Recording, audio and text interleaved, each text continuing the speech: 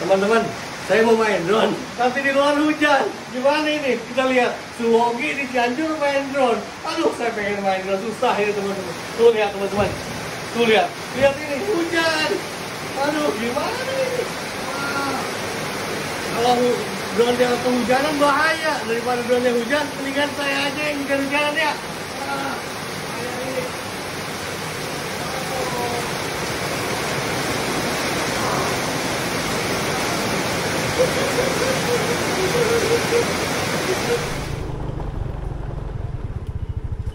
Punten, mumpung reda hujannya, saya mau terbang aja. Karena teman-teman gini ya, kalau udah jatuh cinta sama FPV, udah merasakan terbang kayak FPV, kayak Suhu Ogi, Suhu Kartiwa TKH, kita itu terbang itu udah asik banget. Saya tahu kayak Om Yan, Om Katibumul Media, Om Arsatwa, teman-teman yang lain, Pak Hanafi, hampir gak mungkin bisa dengar orang. Kalau saya bilang hampir gak mungkin terbang FPV freestyle, mungkin begitu Pak.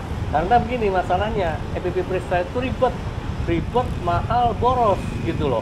Saya udah ngerasain hobi ini selama 5 tahun, dan cost yang saya keluarkan untuk hobi ini, ya mungkin kalau Om Ray udah tahu lah, udah kebayang lah maksudnya besar. Karena kita kalau FPV freestyle itu sering crash. Makanya saya tidak menyarankan untuk teman-teman menjalani hobi FPV freestyle. Ini perjalanan saya kalau saya mau terbang. Saya tuh terbang jauh dari orang. Karena saya pakai drone 5 inci seringnya. Makanya saya terbangnya jauh dari orang.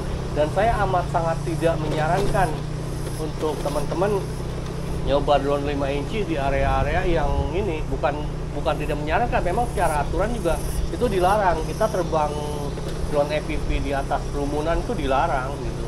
Minimal tuh 30 meter jauh dari orang, dan jangan sampai ngerusak properti orang gitu. Kalau yang misalnya buat acara-acara itu memang mereka dengan izin dan dengan proper guard dan dengan kuat yang memang sudah ada izinnya begitu. Nah, ini rute saya lewat ini, lewat pemakaman, teman-teman sini lewat macem-macem sini. Saya ke belakang jauh dari area perumahan saya. Kalau buat saya sih asik. Jadi saya bisa sambil menghirup udara segar begitu kan. Walaupun ini tempat pembuangan sampah ini nih. Ini tempat pembuangan sampah itu agak bau di sini. Tapi ya secara umum kalau saya terbang ke belakang itu udara itu masih segar, teman-teman. Jadi asik-asik aja. Di belakang juga tempat-tempat yang tempat makan segala macam, ya malum lah di daerah Jawa Barat masakan-masakan murah itu banyak ya. Kayak saya sekali makan tuh paling mahal-mahalnya 50.000. Saya bawa 50.000 di kantong itu udah safe itu, bisa makan sama beli minuman, beli jus gitu. Kalau di Amerika mungkin 50.000 dapat apaan ya mungkin Ian ngetawain aja sama nyanyanya. Nah, ini saya mau terbang di sini sekalian saya mau ngobrolin itu teh, ngobrolin jodoh dan karma. Itu kalau buat saya itu mendasar banget buat pemahaman kita gitu. Karena ya itulah, kalau kita udah dapet jodoh kita, maka kita menjalani hidup kita dengan happy gitu. Kalau menurut saya sih kira-kira begitu. Ini saya udah sampai ke tempat saya terbang, dan nggak taunya di belakang ada anak-anak ikutin saya. Teman-teman, saya kesini untuk menjawab pertanyaan Ian di Pennsylvania. Beliau nanyakan ke saya, karena kamu percaya jodoh? Terus di lain kesempatan beliau juga nanya, kamu percaya karma? Begini, sebelum saya lanjutkan, saya disclaimer dulu ya, bahwa di konten di video ini itu tidak berkaitan dengan agama manapun.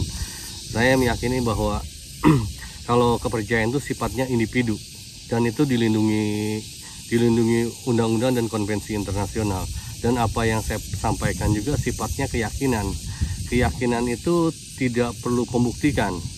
Keyakinan itu bukan barang yang ilmiah, jadi tidak perlu dibuktikan. Itu kembalinya ke keyakinan diri kita masing-masing.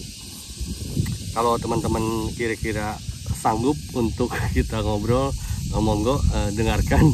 Kalau enggak ya silakan skip dan ganti channel aja. Kita mulai ya. Jadi begini, mengenai jodoh, saya percaya enggak?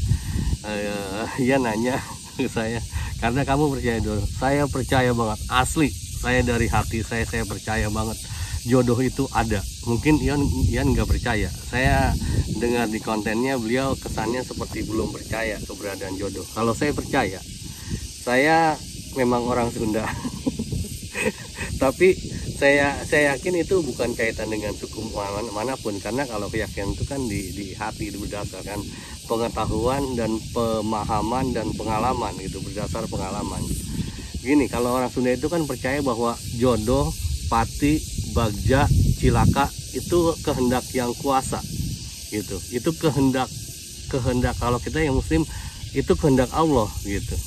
Bukan kehendak manusia gitu. Jodoh itu tiba-tiba datang dengan sendirinya. Kadang di luar nalar kita. Katanya ada yang bilang jodoh itu jorok katanya. Kadang-kadang ada yang berjodoh sama tetangga sendiri, udah jauh-jauh keliling-keliling nyari kesana kemari ke belahan dunia. Tapi nemu jodohnya malah di samping rumah, kan begitu ya. Itu jodoh itu kayak begitu. Saya percaya karena selama ini yang saya rasakan dan saya jalani memang datang sendiri, teman-teman. Jadi gimana ya, memang ada usaha dari kita itu ada ya, kita nyari gitu, kenalan kesana kemari, tapi pada akhirnya yang menentukan itu dia mau apa enggak ke kita itu ya yang kuasa. Jadi jodoh itu saya ibaratkan seperti kepercayaannya orang Chinese tentang keberadaannya Tien gitu. Itu kan susah susah dijelaskan gitu. Kayak misalnya apa ya, kepercayaan apa lagi ya, kepercayaan tentang rezeki, mungkin kurang lebih begitu. Secara umum teman-teman, secara umum kita itu nyari, yang kita cari dalam hidup itu ada 3 kan, ada 3: harta, tahta, cinta. Saya pernah bahas di video saya kalau harta dan tahta itu bisa didapatkan dengan cara kita tipu-tipu orang, pencitraan, mengelabui pandangan pasar misalnya begitu. Tapi itu pada akhirnya ada endingnya. Kalau cinta itu dari hati. Kadang kita walaupun kita dapat duit, dikasih uang, dikasih apa gitu segala macam dikasih, kalau enggak cinta mah enggak aja. Makanya saya berkesimpulan kalau harta dan tahta itu bisa dicari. Kalau cinta itu nggak bisa, itu tuh datang dengan sendirinya, itu anugerah dari yang kuasa. Dan saya percaya keberadaan jodoh gitu. Dan kalau saya pikir lebih jauh lagi, jodoh itu bukan hanya ke pasangan hidup, ke kerja gitu ya, ke kerja, terus ke status sosial, itu juga bisa dibilang jodoh-jodohan juga. Ada teman saya waktu itu kaya, dia dari hasil jualan rambut kusut, barang-barang bekas, barang pecah belah segala macam, barang-barang inilah, barang-barang bekas gitu loh. Kaya, dia ngobrol berapa kali si ini kaya ini. Ya biarin, dari rezekinya masing-masing gitu kan ya. Ian juga pernah bilang bahwa kita tuh usaha, masalah kaya atau kita miskin itu udah ada yang nentukan. Jadi bagian itu Ian juga udah punya keyakinan bahwa itu tuh kehendak yang kuasa. Kita tuh manusia hanya berupaya, Tuhan yang menentukan. Jadi masalah tadi jodoh, saya amat sangat berkeyakinan bahwa jodoh itu udah ada yang ngatur, dan jodoh itu ada ya kalau buat saya. Kemudian yang kedua, langsung aja masalah karma. Teman-teman kalau percaya keberadaan jodoh dan karma, silakan monggo tuliskan dalam komentar, saya welcome loh ya. Kemudian masalah karma itu kan balasan akan perbuatan kita, baik atau buruk itu akan ada balasannya. Kalau kita yang muslim mungkin kita percaya bahwa kalau kebaikan tuh akan dibalas berlipat-lipat, bisa 17 kali lipat begitu kan. Kalau tidak di dunia, di akhirat gitu kan. Kalau berbuat baik itu kita balasannya itu berlipat-lipat. Tapi kalau berbuat jahat itu setara dengan perbuatan jahatnya. Misalnya kita nyolong 1.000 rupiah, maka kita harta kita akan kecolong, keambil dengan cara apapun. Apakah misalnya kita kecurian, apakah kita ada kecelakaan, ataukah ada apalah gitu pengeluaran yang kita tidak duga, itu tiba-tiba sama dengan apa yang kita ambil, kira-kira begitu. Nah kalau di kita yang muslim gitu, kita percaya kan bahwa sama kayak begitu. Kalau kita melakukan kejahatan sekali, balasannya sekali juga gitu. Itu perbedaannya mungkin di pemahaman yang muslim seperti itu. Tapi sekali lagi ini tidak ada kaitan dengan agama ya. Kita teman-teman mau yakin gimana juga monggo-monggo saja, karena bagaimanapun saya tidak bisa meyakinkan Anda, jangankan meyakinkan Anda, meyakinkan istri saya, anak saya, orang tua, Anda pun tidak akan pernah mampu. Kita tuh hanya akan bisa menjelaskan, membuka wawasan kepada orang gitu. Masalah kemudian dia yakin atau tidak, itu kembali ke hatinya masing-masing gitu. Kemudian saya lanjutkan mengenai karma itu ya.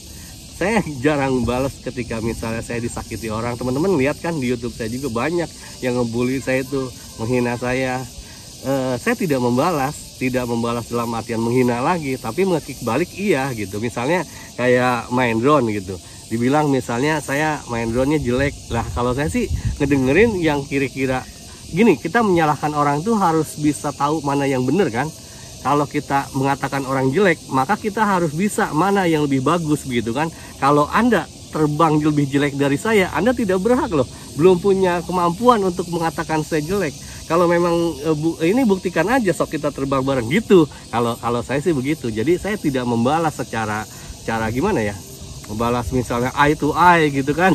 enggak begitu. Ada karma. Kalau tidak di dunia, dia di akhirat akan ada balasannya. Saya ingat kata Mahatma Gandhi. Kata Mahatma Gandhi begini, balas dendam itu perilaku atau kelakuannya orang-orang lemah gitu. Orang-orang kuat itu bisa memaafkan gitu. Orang lemah itu nggak bisa memaafkan, mereka bisanya balas dendam gitu kira-kira. Teman-teman, ini udah azan, saya tunggu azan dulu. Kemudian saya mau terbang di sini teman-teman. Ini jauh dari orang teman-teman gitu. Kalau teman-teman ada komentar, ada apa yang mau disampaikan di video-video saya, monggo saja. Kalau saya sempat balas, ini mungkin saya balas. Kalau saya lagi nggak sempat balas, ya mohon bantuan dari teman-teman. Gitu teman-teman, gitu ya yang pengen saya sampaikan. Jadi saya percaya dua-duanya. Karma percaya, jodoh percaya. Dan saya memang nggak pengen sesuatu yang bukan milik saya. Buat apa? Lawang semua juga dari ngatur.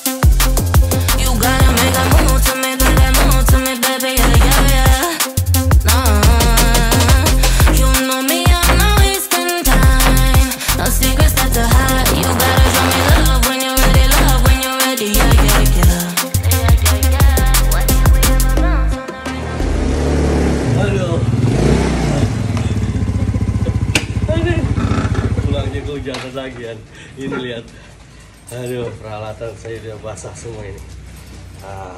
Ini gimana urusannya? Masih ada duduk. Tas saya basah. Ini drone saya. Drone saya lindungi. Badannya basah nggak apa-apa, asal drone-nya basah juga. Aduh, ini kacau tuh. Ini sih tas saya. Aduh, tas saya basah juga. Aduh, mungkin ini karena saya kena karma ini. Pakai baju kaos ini sedot nenen. Terima kasih, jaga kesehatan. Awas.